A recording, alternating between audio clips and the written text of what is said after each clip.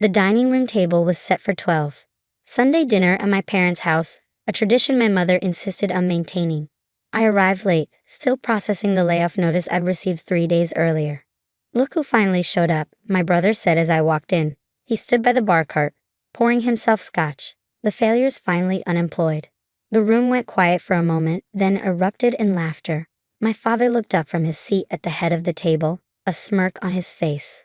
"That's what happens to worthless people," he said. "You should've worked harder." I pulled out a chair and sat down, said nothing, just nodded slightly and reached for the water pitcher. My sister joined in. "How does it feel to finally face reality? No more pretending to be important." 20 years at that tech company and they just dumped you," my uncle added. "Says something about your value, doesn't it?" I poured water into my glass and took a sip, keeping my expression neutral. "Silent now, aren't you?" my brother continued, not so confident without a job title.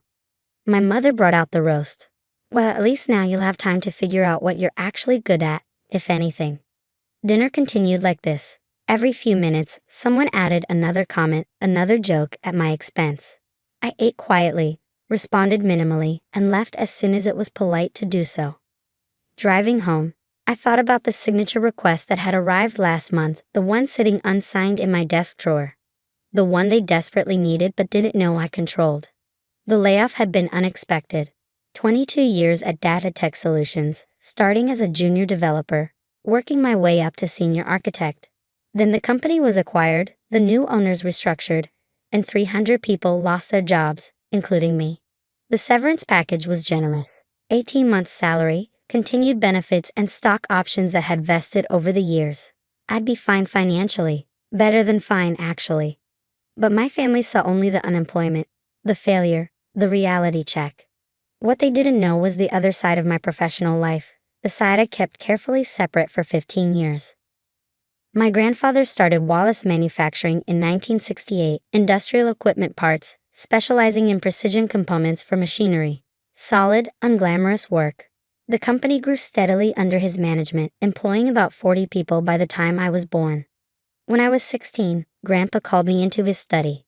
"I'm putting you in the world differently than your father and uncle," he said. "You're the only one with sense, the only one who doesn't spend money before earning it." I hadn't understood then. I was just a kid who preferred saving birthday money to spending it. Grandpa died when I was 23. The will was read, dividing his assets. My father and uncle received cash distributions, generous amounts which they spent within 3 years on luxury cars, vacation homes, and bad investments. I received something different. 49% of Wallace Manufacturing, held in trust until I turned 30. The remaining 51% was split between my father and uncle, with specific conditions. Any sale, merger, or ownership transfer of the company required unanimous approval from all shareholders. My father had been furious. He gave the kid half the company? That's insane. The lawyer had been clear. The trust is ironclad. She gets 49% at 30. And the company bylaws require her signature for any major business decisions. She doesn't know anything about manufacturing. That's irrelevant. Those are the terms. They tried to fight it, hired lawyers, contested the will, argued that Grandpa wasn't in his right mind. Everything was upheld. The trust was airtight. When I turned 30, I received my shares. By then, I was deep into my tech career, living 300 miles away. I had no interest in running a manufacturing company, but I attended the required annual shareholder meetings, reviewed the financial reports, and maintained my voting rights. My father and uncle ran the business together. It continued to do well under their management, generating steady revenue. They both drew substantial salaries. They both lived comfortable lives funded by company profits. They also both resented me, the reminder that their inheritance had been smaller, the person who held veto power over their business decisions. So I became the family failure, the disappointment, the one who just worked in computers while they ran a real business. Never mind that my tech salary eventually exceeded both of theirs. Never mind that my stock options and investments had made me quietly wealthy. I was the failure because they needed me to be. I stayed silent about my ownership stake, let them think what they wanted, showed up for the required meetings, signed the routine paperwork, and kept my financial life private. Then 6 weeks ago, my father called. "We're selling the company," he announced. Manufacturing outfit from Ohio. Good offer. 28 million. Your cut would be about 13 million after taxes and legal fees. I'd been walking to a meeting. That's a significant decision. The lawyers are drawing up papers. We'll need your signature by the end of next month. I'll need to review everything first. Full financials, buyer information, deal terms. It's handled. Just sign when the papers arrive. I'll review it, I repeated. The packet arrived 2 weeks later. I spent 3 evenings going through every page. The buyer was legitimate. The offer was fair. The deal would close 60 days after all signatures were obtained. But the timing bothered me. I did some research, made some calls to industry contacts, and discovered that Wallace Manufacturing had recently landed a major contract with an automotive company. A 3-year deal with substantial guaranteed revenue. The contract wasn't mentioned anywhere in the sale documents. I called the buyer's representative directly. Can you tell me about the automotive contract? He hesitated. What contract? The 3-year deal with Midwest Automotive. Signed 4 months ago. Longer pause. That wasn't disclosed to us. I sent him the contract information I'd found. A week later, he called back. We're revising our offer. Based on the new information, we're now offering 42 million.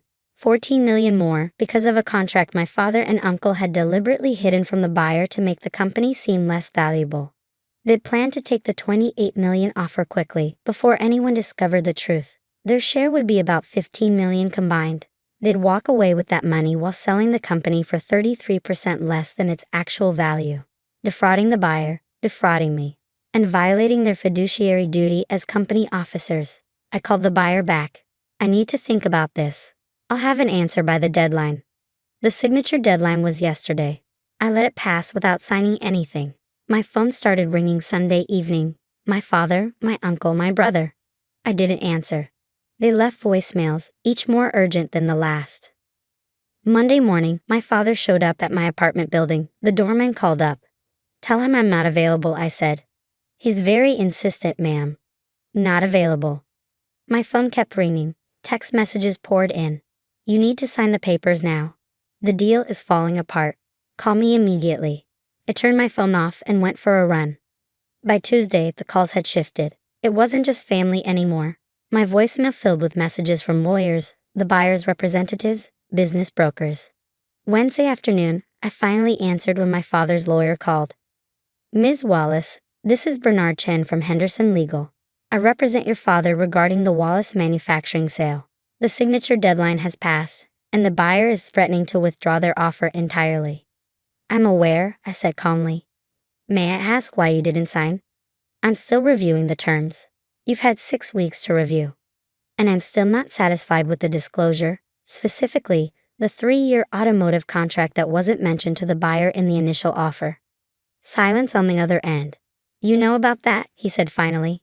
I know about a lot of things, including that deliberately hiding material contracts in a business sale is fraud, and that, as a shareholder, I could be held liable if this deal went through under false pretenses. Your father indicated that contract wasn't material to the valuation. The buyer disagreed.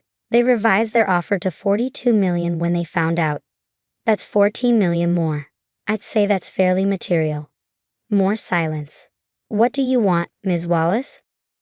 I want an honest assessment of the company's value. I want full disclosure of all contracts and obligations. And I want time to consider whether selling is actually in the company's best interest. Your father and uncle both want to sell. They own 51% combined. I own 49%. But company bylaws require unanimous shareholder approval for any sale. They need my signature, which they won't get until I'm satisfied this is the right decision. They could make your life very difficult. They already do, I said. This isn't a negotiation. Either the sale is done properly and honestly, or it's not done at all. I hung up. Thursday morning, I received a new call, this time, from the buyer's CEO directly. Ms. Wallace, I appreciate you bringing the automotive contract to our attention. Your father's attempt to hide it was concerning. I'd like to discuss a different arrangement. What kind of arrangement? We're still willing to offer 42 million for the company, as discussed. However, given the disclosure issues, we'd also be interested in acquiring only your father and uncle's shares, 51% at the proportional price, with you retaining your 49%.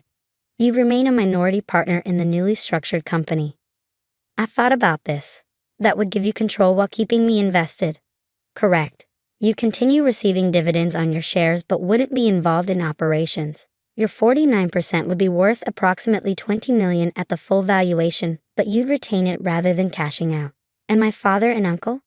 They'd receive approximately $22 million for their combined shares. They have no further involvement with the company. I'd want some conditions: guaranteed employment for current workers for at least 2 years, maintained benefits, and no immediate restructuring that destroys what my grandfather built. We can agree to those terms. Send me a proposal. I'll review it. Friday afternoon, my father finally reached me directly. He called from my brother's phone, which I hadn't blocked yet. "You're destroying this deal," he shouted. "What the hell is wrong with you?" "Nothing is wrong with me. I'm protecting my interests as a shareholder." "Your interests?" "We're trying to make everyone rich." "By committing fraud? By hiding a major contract to artificially lower the sale price?" "That's illegal, Dad." "That contract was none of their business until after the sale. That contract increased the company's value by 50%. It was absolutely their business. And it's definitely my business as a minority shareholder who would have been defrauded right alongside them." "You ungrateful." "I'm ungrateful. You've spent 15 years calling me a failure, mocking my career, telling me I'm worthless. At Sunday dinner, you called me worthless to my face because I got laid off. And now you want me to quietly sign away my inheritance so you can commit fraud." "This isn't about Sunday dinner." "No, it's about 49% of Grandpa's company. The shares he left me because he knew you'd do exactly this. He knew you'd try to sell out from under me the first chance you got. He had no right. He had every right. It was his company, and he was right about you. You've been trying to cheat the buyer, cheat me, and cash out quick before anyone realized what you were doing. So what, you're going to block the sale? Out of spite?" "I'm not blocking anything. I'm considering a better offer, one where you and Uncle Mark get bought out. The workers keep their jobs, and I maintain my ownership stake in a profitable company. You'll get your money, you just won't get control anymore." The silence stretched long enough that I thought he'd hung up. "You can't do this," he said finally. "I already did. The new papers should arrive Monday. You can sign them or not. But if you don't, there's no sale at all. I'll keep my 49%, continue collecting my dividends, and keep showing up at every shareholder meeting for the next 30 years. Your choice." I ended the call. Monday morning, the new acquisition papers were delivered. The buyer would purchase my father and uncle's 51% for $22 million. I would retain my 49% stake, with guaranteed dividend payments and a seat on the advisory board. All current employees would be retained, with their benefits maintained. My father signed Tuesday, my uncle signed Wednesday. Thursday the deal closed. My father and uncle walked away with $11 million each. They no longer had any ownership or control of Wallace Manufacturing. I received notification from the new owners that my quarterly dividend would be approximately $200,000. My 49% stake, now in a company properly valued and managed, was worth about $21 million if I ever chose to sell. I didn't attend any more Sunday dinners after that. My mother called a few times, asking why I was being difficult. I never explained. I just stopped showing up. My father called once, 6 months later. "You destroyed the family business." "No," I said. "Grandpa left me that business because he knew you would. I just protected what was mine." I hung up and blocked his number. The tech layoff had been a blessing in disguise. It gave me time to focus on my other investments, travel, and serve on the Wallace Manufacturing Advisory Board. The new owners were competent and honest. The company thrived. Sometimes failure looks like unemployment. Sometimes it looks like protecting your interests from your own family.